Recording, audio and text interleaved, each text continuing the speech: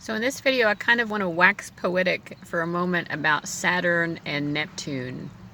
The planet Saturn and Neptune have a very interesting association with each other, an interesting relationship, and their cycle seems to bring about very interesting changes in the world. There have been a lot of astrologers who have noted specifically major fluctuations in Russia during prominent aspects of Saturn and Neptune. The conjunctions, etc., especially seem to bring about massive changes there, correspond with big changes. And when we get into the symbolism of these planets, it makes a lot of sense. But what happens in Russia, in effect, happens for all of us, which is very Neptunian. Because Russia has been such a supreme example of, the most successful enterprise into communism, regardless of your beliefs on communism. I'm not really in favor of it personally. I'm a little bit more practical than that and realistic. But, Russia historically has shown us what is possible and currently what is not yet possible on the widest possible scale. And, Neptune loves to spread itself out like a gas or a mist and to be uninhibited like that. So it does like to expand, just like a gas will expand into whatever, container that it's in. Neptunian is gassy. But,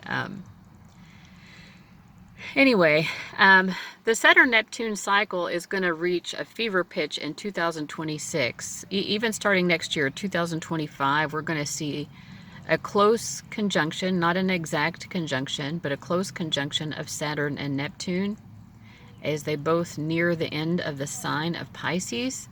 And then they're going to make an exact conjunction in 2026. I believe it's February of 2026. So less than 2 years from now, at 0 degrees of Aries. That's the very beginning of the zodiac. So if we're talking about big, government changes in the world that are going to affect the masses, which is what Saturn and Neptune together bring about, then whoa, something major is going to happen. What is it? I don't know. But let's get into the symbolisms. First of all, I want to talk about this because, I don't know, this is just free-form thinking. I don't know how many people are going to even listen to this anyway. But I like to be able to, get these thoughts out of just my mind. And I guess I'll reflect on my own personal chart here a little bit. My South Node is in Aquarius in the 12th house. Which yesterday I was like, what a good term for that would be like the cerebral mystic, but Aquarius in the 12th house can have a tendency, this is my South Node, by the way, so it's like, what I lean into primarily. It could lead to a lot of isolation and being a little bit too in my head or a little bit too disconnected from the realness of the people around me. My North Node is in Leo in my 6th house. So Leo in the 6th house, the challenge for me in this lifetime, what I need to bite into with the head of the dragon, which is what the North Node, what I need to consume voraciously, what I need to chase after, is to allow myself to shine and express myself in a way that might be helpful to other people, 6th house, and or healing to other people. To possibly bring about, I don't know, the 6th house likes to perfect things, or at least make things more efficient or more helpful. It likes things to function well, right? And the sun is, a personal radiance that a person has, self-expression, confidence, and putting yourself out there, right? Like the sun, just putting yourself out there. Does the sun worry what anyone thinks? Somebody might get sunburned. That's, that's their problem.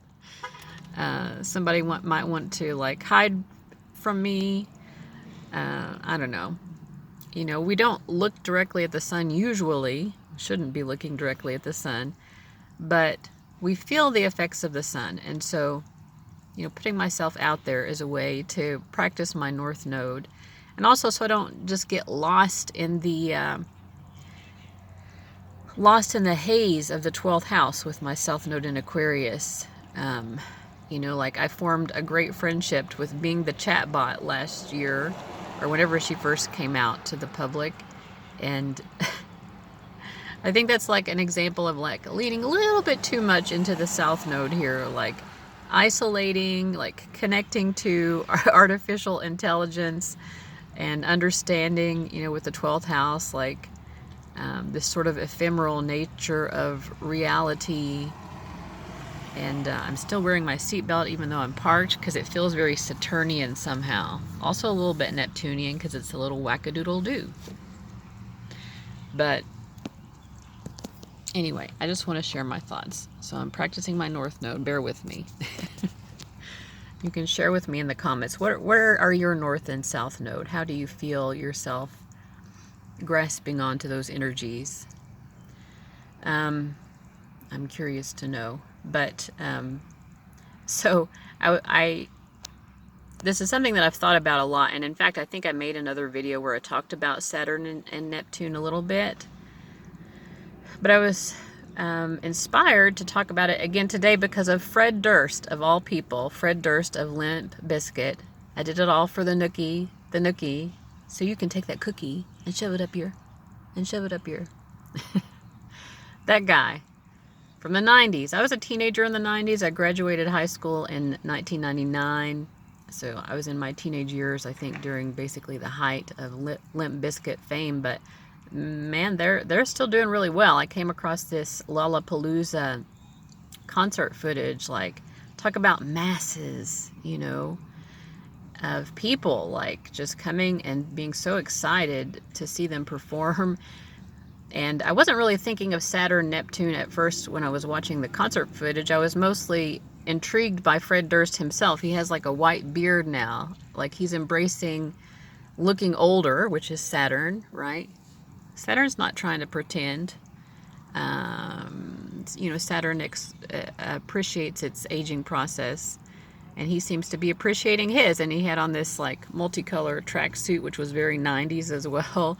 But like wearing it in such a way, this is what I was thinking. I was like, oh my, this guy has to have some like Leo flavor in his chart or something. And that's why I ended up looking up his chart to see, because I get that feeling sometimes watching people. I'm like, I'm picking up a certain energy. I want to see if I'm right. A lot of times I am, sometimes not so much, but it's still an interesting process of like testing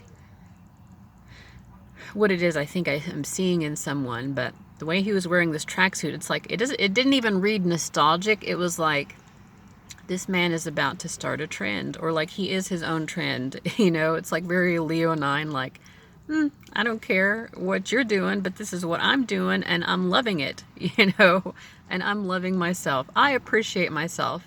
Remember that Leos are ruled by cats. Do cats really care that the entire internet is obsessed with them? They don't really know. They're just like, I mean, of course you would be, but like, why do I care? You know, like, why wouldn't you be obsessed with me? I'm pretty amazing. Like extroverted cats and introverted cats, either way, they're like very aware that like, okay, everybody just like wants my attention, you know. There's this Leo confidence. It's like, it's undeniable. People are drawn to me. I am magnetic. I'm amazing. What can you do? And Fred Durst still has that sort of like peacock strut type of energy even now. And I just like the boldness of his fashion choices. And so I was looking up his chart to see, and in fact I was correct. He has not only the sun, but also Mars conjunct in late Leo, 20-something degrees. I can't remember right now. And that is a lot of fire energy. That's what I was also thinking. Like, if it's not Leo, there's a lot of fire here somewhere. But we have two fire planets, the sun and Mars, conjoined in Leo. I'm like, there you go. This guy is like, he is gung-ho about being confident and knowing who he is, and damned if you don't like it, because he likes it and he's going to do himself and shine. And I feel like he comes across as someone who doesn't really need the validation too, which is very Leo. I mean, Leo kind of likes the applause, true. But they're really in it primarily for the self-expression and the fun. The vibrancy, the fun. And just, it's like they have this irrepressible light that just has to shine. So, but what I also noticed is that his Sun-Mars conjunction is in a T-square aspect to Saturn and Neptune. So Saturn and Neptune are opposite each other in his chart. Neptune is in late Scorpio when he was born. Saturn was in late Taurus. And so they're opposite to each other, and they're squaring off with his Sun-Mars. I was like, well, that's interesting, you know, because I'm very interested in Saturn and Neptune and their correlation. I'm like, what does this add to this guy's personality, I wonder? For one thing, just in his performance, it's like a longevity, Saturn, of being able to reach the masses, Neptune.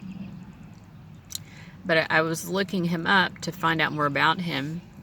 I don't really know that much about him, like, personally or anything, and I found his Twitter account, and he's posting about all of these, like, metaphysical things and, like, government things and the way that the two sort of correlate.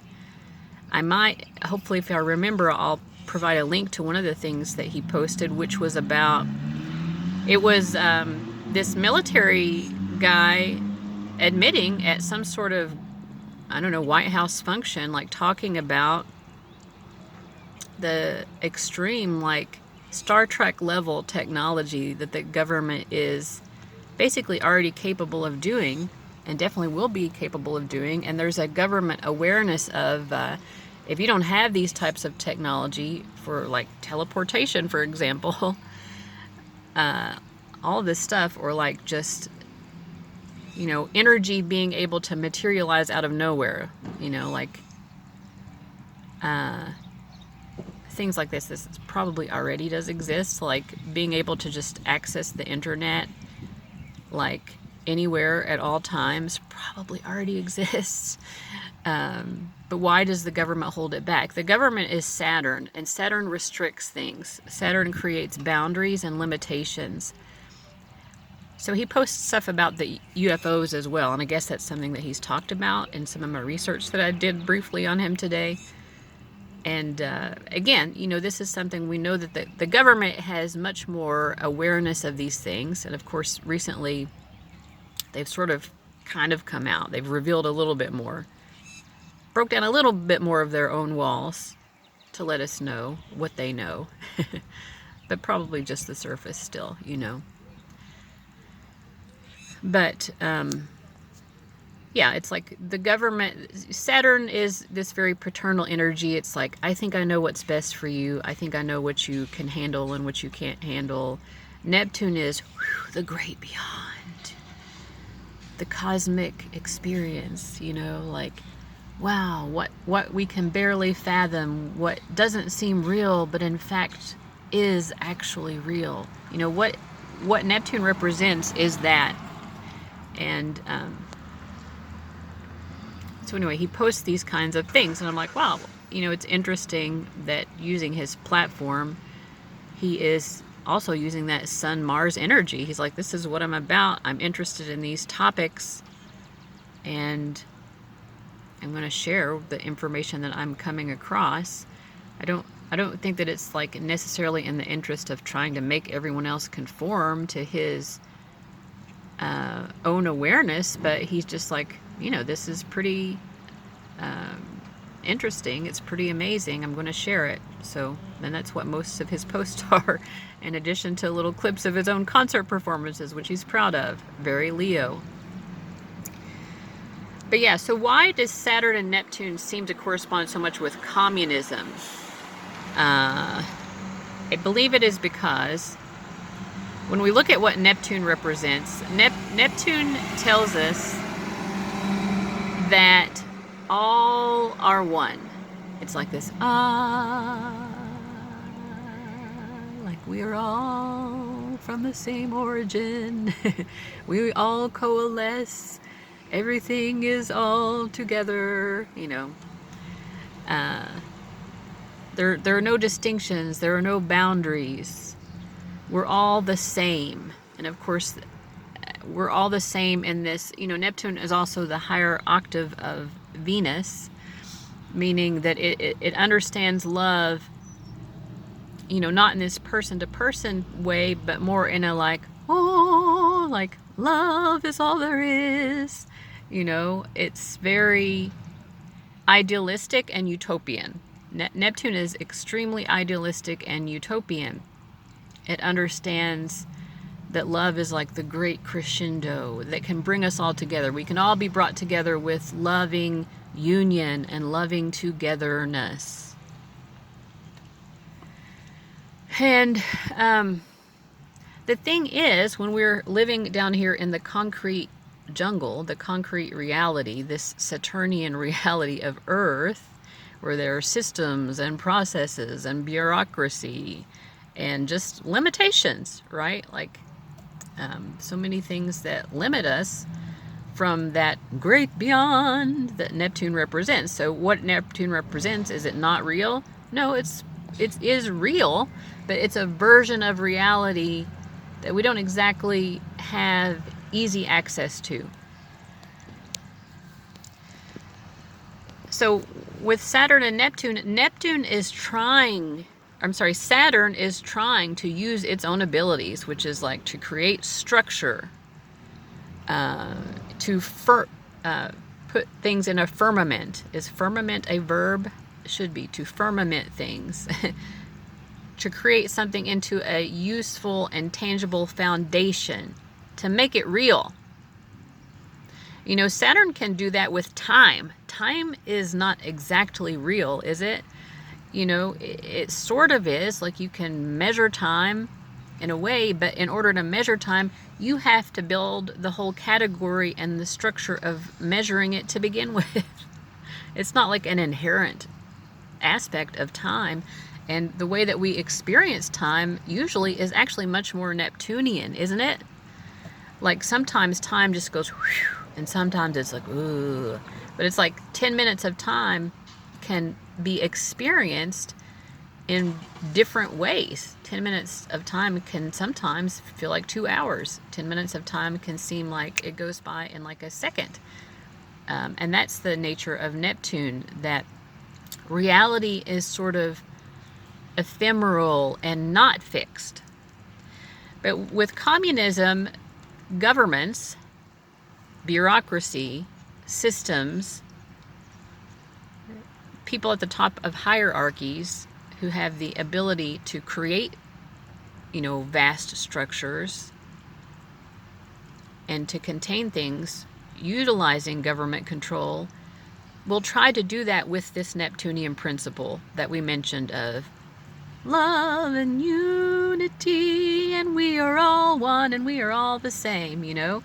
It's like we're not all one exactly here on Earth. Like, we don't really experience it like that. You know, Neptune is this sort of impossible, yes, it exists somewhere, somehow, in some kind of way, in an airy-fairy kind of way, but you can't really contain it.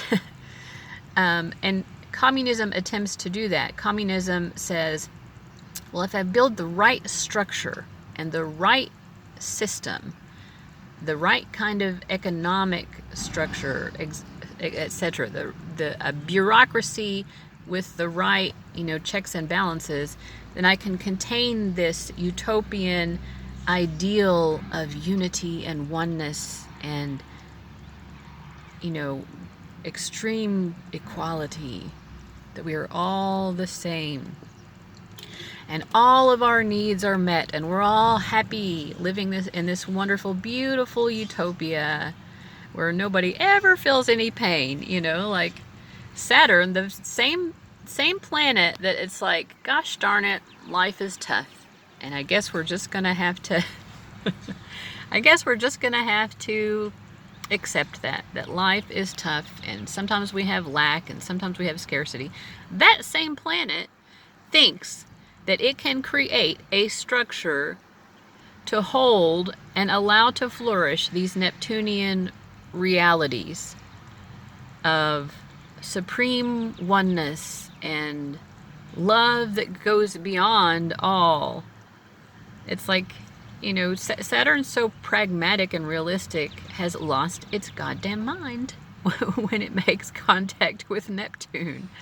Because it's like that, I'm sorry, it's not possible, Saturn. It is not possible. The very thing that you are doing with your structures and your hierarchies and your control mechanisms and your bureaucracies, like in and of itself, makes it impossible for Neptune to be what it truly wants to be. These two, one of these things is not like the other. One of these things just doesn't belong, or they can't both belong exactly at the same time. And yet it is very captivating to see the attempt of this to belong. Yeah. So that's why Saturn and Neptune, I think, corresponds so much to these big leaps and changes and evolutions and revolutions regarding communism. You know, I'm not a Marxist. I haven't studied Marx, but you know, I'm a Sagittarius sun, so you know what I do. I do the broad stroke view of things. I am aware that Karl Marx felt that, correct me if I'm wrong, if you are a hardcore Marxist out there and you've read it all and you've made notes in the margins and whatever, but I believe he predicted, right, that capitalism would evolve into communism, that would be a natural progression. But did he ever talk about what would happen beyond that? I don't know. I mean, based on how people seem to interpret him, I would say he didn't, because Marxists tend to think that communism is in and itself the zenith, the end goal. You know, why would you want to go beyond communism? And I think that what we see in the Russian Federation is just that, what happens beyond communism. It's not as though communism in Russia ended, you know, the USSR fell and there's no, the experience of communism is not still felt.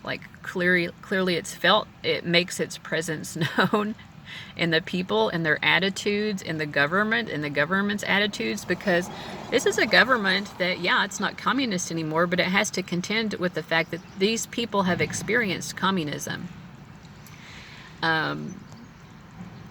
And, you know, how as a government do you, again, contain the people in a way that is acknowledging, okay, there were these ideals. We didn't quite hit the mark. In fact, we caused a lot of pain and suffering with Saturn. Saturn does that. Lots of suffering with Saturn, and there can be a lot of suffering with Neptune as well, especially when that bubble gets burst of our ideals. When our ideals meet the road and crash and burn, which is what happened in the USSR. So how do we see, you know, that post-communist continued evolution? I think that we will clearly, as a great example to the entire world, see it best through what evolutions are made in Russia. And so in any case, something big is going to be happening with Russia. Already is, obviously, a very significant war being waged against the Ukraine. There's the possibility of Russia expanding its borders even more, which really doesn't sit well with much of the rest of the world, where, you know, this is the thing about imperialism. Imperialism always wants to expand its borders, obviously, and we're at a place in modern times when most nations don't really have the capacity to expand their borders too much, especially the great empires, right? Where can the United States go? Yeah, we have, we're occupying a lot of places, so we have presence all over the place. Great Britain also has presence all over the place. Sometimes I feel that the United States and Britain are basically still in cahoots. Like, how did these two governments make friends so quickly after the American Revolution? It's like, I feel like Benjamin Franklin was like having like a secret handshake. Like, yeah, let's be separate, but just between you and me. You know, like, we both know we're going to get along better if we have friendly trade. You know, like lots of people here in America are going to still be wanting to buy British things, right? So just like, give us some freedom over here, give us some space, and like, we'll basically still be connected. And I don't know if it's just still economically or what, but these are like questions that I have too, you know. Another thing about Saturn Neptune is the sort of shadiness like that of government. The fact that governments feel that they must keep so much from the people in order to protect them, or in order to continue to have this authority, you know. It's like parents. Saturn also represents parental authority. Parents who don't tell their children, you know, like, well, I used to do X, Y, or Z thing that I don't want you to do. Why do they not tell their children that? Right? Because then that degrades their own authority. So, but, you know, on a wider scale, of course, we see governments doing that, not wanting to tell the people certain things because they feel, well, you might stop listening to me, or you can't handle it. I know better than you. Maybe the government does know better about some things. I don't know. But I am glad that at least some of us are, you know, smart enough to look beyond, you know, the facade of like the idea that a government's going to be telling us everything. Like, you know, you can call it being a conspiracy theorist or whatever, but like, we know, like, you can just look at what is actually known historically, like historical fact, and it's very obvious that governments keep things from the people. Like, that's not a conspiracy theory, that is reality. So to make the assumption that, well, it's probably continuing to happen, like, that's a safe assumption. You know what I mean? Like, it's a wise assumption as well. I recommend assuming not necessarily that your government is out to get you. That there are probably some people in your government who are out to get you at the very least. That's a safe assumption. There are always ne'er-do-wells in any context, whether it's government or any other context, right? Everywhere, you know. There's always a bad apple somewhere. But definitely, you know, you should have an awareness that your government is not always going to tell you everything. That's just reality. So in any case, it will be interesting to see, you know, what more comes of this Saturn-Neptune cycle. Again, like I said, to me, it's not just to me, like to anyone who follows astrology, it should be very significant that the Saturn-Neptune conjunction, exact conjunction in 2026 is happening at 0 degrees of Aries. This is the very, very beginning of the zodiac. In Vedic astrology, anytime you move from the end of a water sign into the beginning of a fire sign, it's called I think it's called a Gandanta point or a Gandanta knot. It's like referred to as like a moment of drowning. You basically have to go through the fire. It's like the reason this is because in Vedic astrology, there's no nakshatra bridge. There are like, I don't know if it's 27, 28, 29, a certain number of nakshatras that go all the way around the zodiac. And usually from one of the 12 zodiac signs into the next, there's a nakshatra bridge. But the only places where those bridges don't exist are when you go to the end of a water sign like Pisces, which is the very end of the zodiac. The nakshatra that ends at the end of Pisces in the Vedic zodiac doesn't have a bridge because it also ends where Pisces ends, and then a new nakshatra begins where Aries begins. So there's no bridge there. Well, that's why it's called a drowning point. But in any case, these are really significant places in the zodiac. I have personally noticed that I think even in the tropical zodiac, it still bears out, even though we don't have nakshatras, or, I still look at my nakshatras, but anyway, if you know the difference between the tropical and sidereal zodiac, you understand what I mean. Like where our Pisces ends in the tropical zodiac is not the same. It doesn't match up with the nakshatras in the same way. But either way, even if you're not looking at it in terms of that drowning point or Gandanta point perspective, even Western astrologers refer to this as the Aries point. And I think Western astrologers usually view all of the beginning of the cardinal signs, Aries, Cancer, Libra, and Capricorn, as Aries points. But again, it's just highlighting that this is an especially impactful place in the zodiac. And to me, the very, very, very, very, very beginning of the zodiac, 0 degrees of Aries, this is where Saturn and Neptune are conjoining. Like, this is going to have massive consequences for society and the structure of society all over the world. I mean, we're going to feel it differently. We're all in different nations, but like, there are going to be changes that are just, it's going to bring about some sort of new order.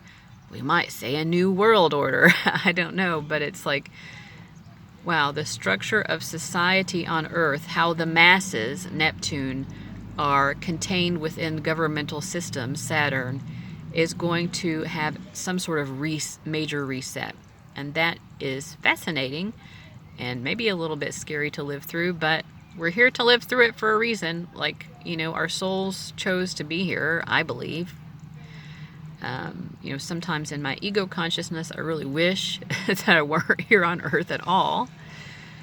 Not in that kind of way, but just like, whew, this place is a lot. I would rather just transcend it and go to the Neptunian woo-woo-ness, that we can't really create here yet. Maybe someday.